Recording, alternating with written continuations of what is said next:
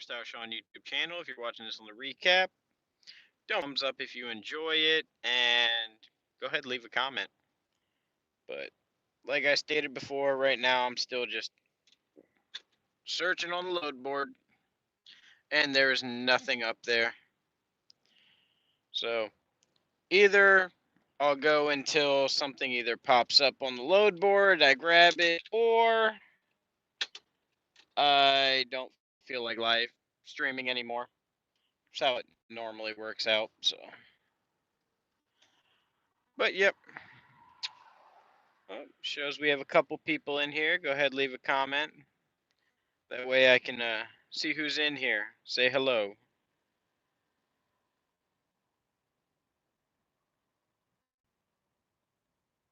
Latino Wolf Trucker, what's up, brother? What's going on, man? Just waiting on the load board and dealing with life. Plain and simple. What's up, Chris? If y'all haven't seen Chris's channel, Trucking Up right there, go ahead check him out. Awesome guy. Really cool single axle truck doing some step deck. Really good guy. Really good guy. Let's see. Shows we got 11 people in here. Jersey Trucker, salute. Sean Furman, what's up today? Nothing really. I had a load this morning, but that was about it. Is Trucking Life high? How's it going? Appreciate it, brother. Oh, no problem, Chris. But nope, just sitting here relaxing, dealing with some BS and people calling to get money. You know how it normally goes. Even on this other phone, I keep getting like calls like your car warranty is about to expire and stuff like that. Just stupid things. What happened to your truck? Which one?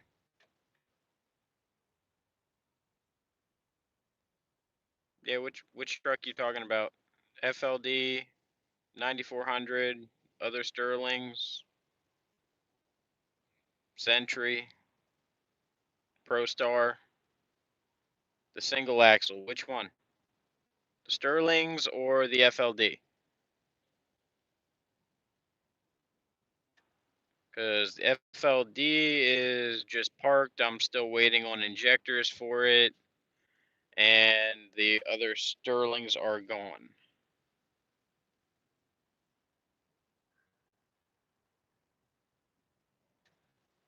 Right, hit me up for a collaboration. I don't buy from them. Fold. Oh, FLD. It's just sitting there. I'm just waiting on injectors for it. It's only thing left with that truck. Are you finding it hard to get parts? Yes, I am.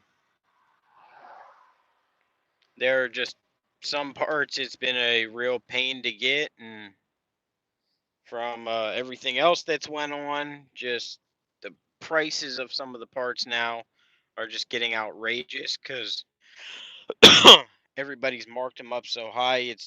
It's ridiculous. A truck that used to be really cheap to maintain starting to get expensive because everybody's marking everything up. TJ Jones, the bull of the woods. What's up, man? But now I figured I haven't made a video in like 2 weeks, so I might as well just go live or something. Just like I said, just looking on the load board, so nothing else really to do. So let's see who else is in here. Who else has got some questions? Are you still working in the Florida area? Yes, I am. Soon to be out of Florida, hopefully within the next 2 weeks. Just waiting on an apportion plate for another truck that I will be probably running regional. Kicking it first time here. Well, welcome, TJ Jones.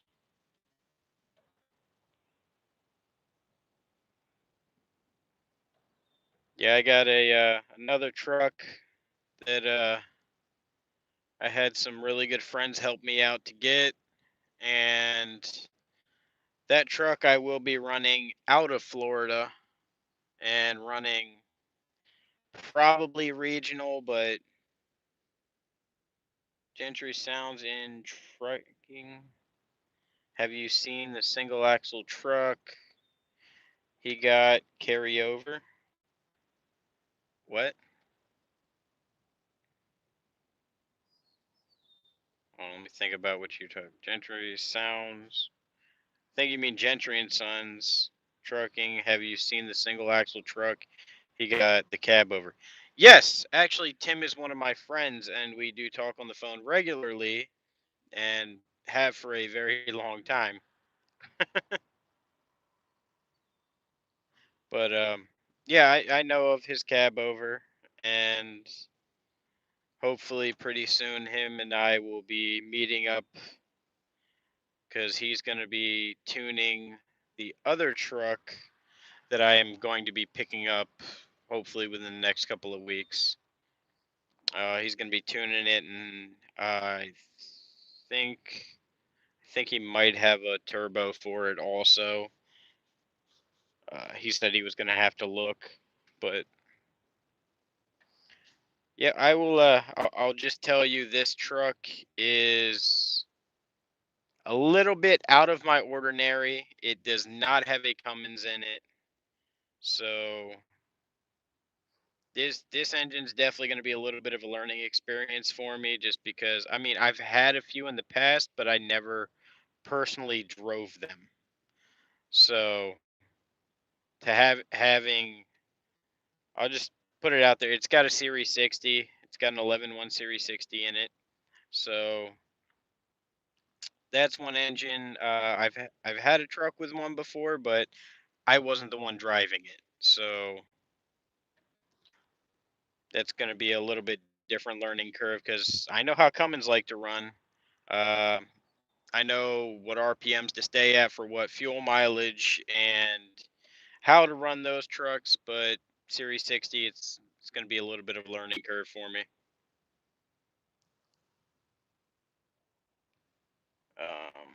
What about Florida Port? Might be a lot of work out there. It might be, but at this point, I can't pull them with any of the trucks I got because they're single axles. What's your opinion on these rates? Some areas cooling off, I've noticed. Rates are good all throughout the U.S. right now. Definitely higher than they've been in many years. So, I mean, honestly, just if you can run them right now, plain and simple. Do you like Detroit? Yes, I do like Detroit's because they are very easy to work on and very easy to get parts for. But then again, parts were easy to get for the N14s and M11s, which are actually a little bit harder at the moment to get. So I don't know. We'll see how this Detroit ends up going. My friends that actually have the same identical motors, they love them. They swear by them. So hopefully this will be a very good truck and help me get back on my feet again. Um, Still debating on what to do with the FLD after I get the other truck. Um, Either when I get the injectors, if I keep it as like the backup truck, or do I sell it? I haven't decided yet. I might end up just throwing the injectors in, doing the paint job on the truck, and letting it go. 15 to 1700 RPMs. Yep, that's what Tim's been telling me on the Series 60. That's where they like to run at, which is crazy compared to my Cummins because though all of my Cummins like running right at that 13.5 to 1400 range for the best fuel mileage. Fat Daddy to trucker. Hey, my brother, I have a question. All right, what's your question?